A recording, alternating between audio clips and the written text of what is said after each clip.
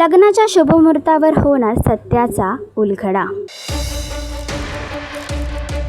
मालिकांमधील लग्न सोहळे हे नेहमी चर्चेचा आणि प्रेक्षकांसाठी आकर्षणाचा विषय ठरतात।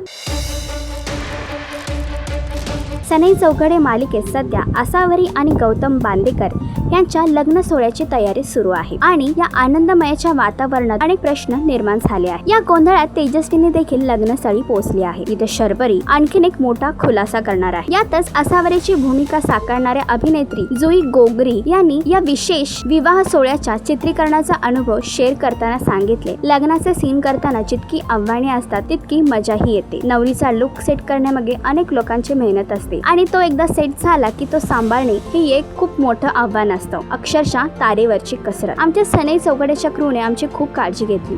यातच आता परब आणि खानोलकर कुटुंबाची गौतम आसावरीच्या नात्याला साथ मिळेल का? विजय आणि सर्वरीची नवीन कसोटी सुरू होईल असे अनेक वळण प्रेक्षकांना मालिकेत पाहायला मिळणार आहे। तर नक्की आसावरी आणि गौतम या दोघांच्या आयुष्यामध्ये काय होणार हे जाणून घेण्यासाठी मालिका नक्की पहा।